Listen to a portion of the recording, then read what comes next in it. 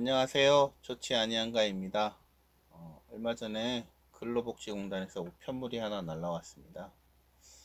봉투를 뜯어보고는 깜짝 놀랐는데요. 제가 나중에 해야 되는 사업이 있어가지고 건축 허가를 2건으로 받았습니다. 그래서 이제 내야 되는 건수도 2건이니까 조금 더 나오겠지 했거든요. 근데 통지서에 적힌 금액이 단독주택 같은 경우에 산재보험이 56만 8천 원 정도 되고 고용보험이 27만 9천 원 정도 되고요. 창고하고 사무실 건물이 산재보험은 28만 원 돈 정도 되고 고용보험은 빵원입니다. 뭐 대충 합해도 100만 원 돈이 넘는데 이게 이렇게 나오는가 싶어가지고 이런저런 생각하다가 나중에 내가 작업하다가 다치면 산재 처리하고 근로자분들이 이렇게 다쳤을 때 적용이 되고 했던 거였거든요. 그래서 사업주가 다쳐도 되나 싶더라고요. 그래서 그것도 하나 궁금했고, 개인 사업자 같은 경우에 사업장이 종료가 되면 이거 뭐 대부분 산재 처리하는 경우도 없을 테고 고용보험 관련해 가지고 문제를 일으키지 않으면 환불도 되나 싶더라고요. 뭐 단순한 생각이었습니다. 이런저런 궁금증이 들어가지고 고지서에 적혀 있는 콜센터로 전화를 해봤습니다. 잠깐 한번 들어보시죠. 개인 직영 같은 경우에는 선생님, 네, 거기에 얼마 금액이 들어가냐로 이제 그 보험료가 되는 게 아니고요. 네, 연면적하고 이게 네, 구조물로 해서 보험료가 산정이 돼요. 네네, 그러다 보니까 지금 선생님 같은 경우는 그 연면적이 115제곱미터인데요. 네, 지금 단독주택은 맞으시죠? 네네, 맞아요. 115제곱미터면은 이게 원래 100제곱미터 이하 같은 경우는 산재만 들으면 되는데 네, 100제곱 이상부터는 고용도 의무가입이에요. 네, 그러다 보니까 이제 고용보험까지 같이 합해서 나간 금액이 그 금액으로 처리는 됐고요. 네. 지금 경량철골조로 해가지고 연면적 115.92로 잡혀서 지금 해당 금액으로 산정은 됐거든요. 아, 이거 그럼 아마, 면적별로 그냥 이렇게 비율에 따라서 나온 예, 금액인가 보네요. 예, 면적으로 돼요. 아, 그러면 저기 창고는 그러면 얼마나 나오려나요? 창고는 아마 더 금액이 크실 거예요. 이게 지금 아마 우편물로 따로 갔을 것 같은데, 네, 잠시만요. 지금 이번에 창고랑 근생 같이 내신 거는요, 네, 지금 100제곱미터가 안 되셔가지고, 산재보험료만 부과가 되실 건데, 네. 이 부분은 지금 28만 7,900원 정도 나가실 것 같아요. 아, 그러면 혹시 네.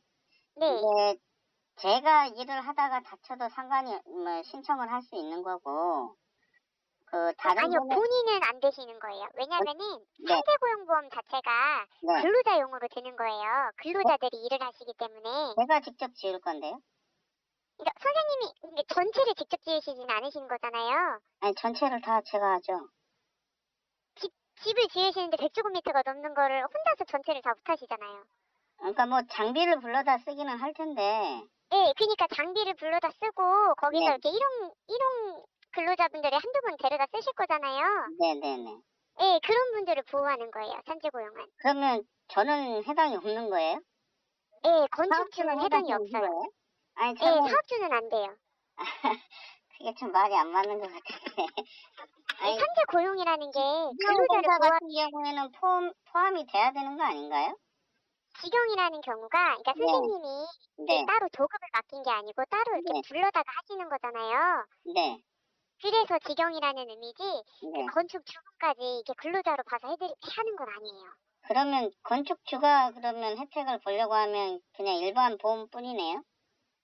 예, 그죠. 왜 그러냐면은 산재고용이라는 것 자체가 근로자 보호수단으로 나온 거기 때문에 네, 건축주는 근로자로 안 봐가지고 그래서 일반 이런 거 말고도 선생님 네, 예를 들어서 막 카페 같은데 사장님들 있잖아요. 네. 그분들은 산재고용보험료를 내지만 본인은 이걸 혜택을 받지 못하세요. 음, 그런 그럼, 것처럼 사업주나 이제 건축주는 이게 해당 사항이 없는 거예요. 그럼 이게 나중에 뭐 환급 받거나 뭐 이런 게 있을까요? 아니요, 이거는 그냥 그런 건 보험료여서 없어요? 따로 예, 환급은 되지는 않으신 거예요. 근데 아마 뭐 이런 거를 뭐 뭐 따로 그런 뭐 국세청에서나 뭐 그런 게 있는지는 모르겠어요. 근데 네. 저희 쪽에서는 따로 환급되거나 그러는 거는 없어요. 그러면 이게 한 번만 납부하면 되는 건가요? 네, 기간은 전혀 상관없고요. 네네. 선생님 공사 건으로 산재 고용보험이 다 이제 가입이 된 건이어서 네. 뭐 예상보다 공사 기간이 길어지실 수도 있고 뭐 줄어드실 수도 있고 하는데 네. 기간에 따라서 뭐 금액이 변경되거나 그러진 않아요. 아예 한 번에 이게 처리가 되는 거예요. 집하고 창고 짓는데 저는 혜택을 못 보는데 제가 공사 그러니까요. 이게 그래서 100만 저희도 원은 그래요. 넘게 내야 되네요. 두 개를 합하면 지금.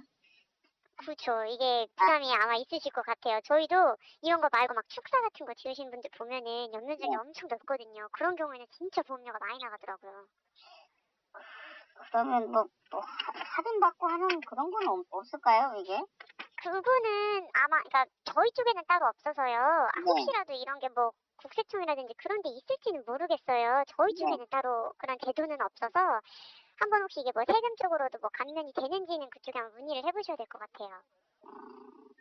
여기 뭐 두리누리 사회보험료 뒤에 이렇게 고지서에 보니까 있는데 이거는 뭐 그거는 네. 그 두루누리 사회보험료 같은 경우는 이제 뭐 건설 말고 뭐 일반 사업장으로 예시를 들어보면요. 네. 그 사업장이 근로자를 고용을 하시는데 그 근로자분들 중에 피보험 이력이 전혀 없으신 분들에 한해서 고용보험료를 지원하는 거예요.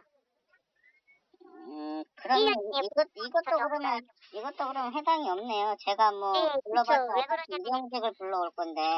네, 그쵸. 일용직 하시는 분들도 1년 동안에 이력이 없어야 되는데 그래서 네. 이거는 그냥 그 처음으로 이제 어떻게 보면은 고용보험 처음 드시는 분들로 네. 인해서 나가는 거여서 따로 해당 사항이 있거나 그러지는 않을 것 같아요. 네. 안 내면은 뭐 저거 들어오고 그러는 거잖아요, 이거. 네, 그쵸. 나중에 이거 건강보험에서 체납 잡히고 그래요.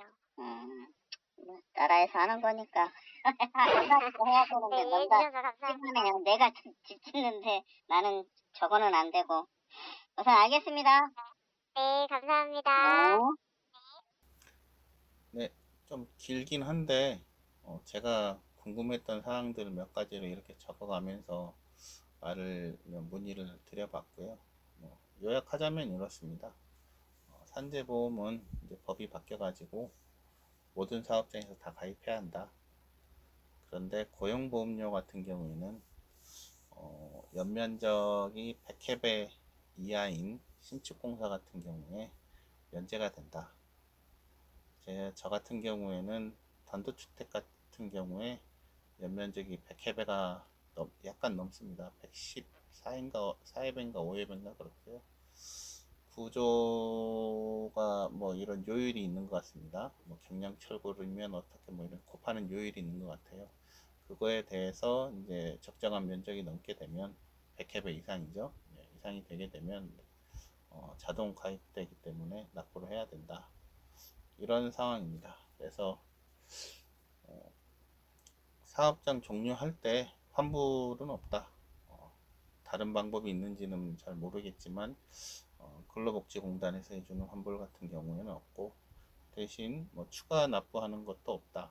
근데 제가 알고 있기로는 요거는 면적이 크게 증가하면 아마 추가 납부하는 게 있을 것 같거든요. 우리나라 법이 그렇게 허술하지가 않습니다. 100회배로 해가지고 나중에 설계 변경해서 만회배로 늘린다 그래서 추가 납부가 없다? 이게 이상하잖아요. 그렇죠? 이게 제가 알기로는 그런데 산재하고 고용보험료를 내는 경우에 저같이 직접 시공할 때 단독주택 같은 경우를 직접 직영공사로 시공을 할 때 혜택은 없다. 그런 건 없다. 이 산재하고 고용은 쉽게 말해서 직원분들을 권리 향상을 위해서 가입하는 거기 때문에 사업주가 다치거나 뭐 했을 때는 개인 보험으로 처리해야 한다. 뭐 이런 정도입니다. 그리고 일반 사업장일 때 이제 이런 고용이나 산재 보험료들이 부담이 될 수가 있잖아요. 아마 이 고용보험료일 것 같은데 지원해주는 혜택이 있다. 두리누리 사업인가 이런 명칭으로 되어 있는데요. 그런 분들은 생애 최초죠. 그러니까 피보험 자격이 한 번도 없던 분들을 고용할 때 해당되는 거라서 제가 그런 분들을 고용할 일이 없기 때문에 해당이 안 되고요. 이런저런 얘기하다가 투덜투덜 되기도 했는데 제 나름대로 아직도 드는 생각은 소규모 사업장에서 직접 진짜 가족끼리 이렇게 해야 되는 사업장 같은 경우에는 직원과 고용주, 사업주의 차이가 거의 없을 텐데 이런 경우에는 산재보험 혜택이 있어야 되는 게 아닌가 싶은데 아닌가 싶네요. 아닌가요? 저만 그렇게 생각하나? 아니면 소규모 사업장에서 사업자가 다쳤을 때 따로 보호해주는 시스템이 있는데 제가 잘 모르는 건지 모르겠습니다. 혹시 아시는 분들은 댓글로 알려주시고요. 미리 감사드립니다. 오늘은 이런저런 그 산재하고 고용보험료 금액이 너무 많이 나와가지고 깜짝 놀라서 동영상을 하나 만들고요. 다음번에나 아니면 시간 날 때 공사 시작 전에 이렇게 나가야 되는 돈들 있잖아요. 설계비 그리고 뭐 각종 고지서 나오거든요. 허가 받을 때 채권도 좀 사야 되고요. 그리고 면허세라고 해서 건물 지을 때 나오는 면허세가 있습니다. 그거 하고 측량도 해야 되지 않습니까? 이제는 측량비 이런 것들 소소하게 나오는 금액들이 좀 됩니다. 네, 그렇기 때문에 그런 사항들을 좀 한번 정리해 보려고 합니다. 시간이 나면 할게요. 이거는 제가 이제 쭉 해서 나중에 최종적으로 이렇게 공사를 마쳤습니다 라고 하는 영상을 한번 찍을 건데 그때 올라갈 수도 있고요. 감사합니다. 다음에 봐요.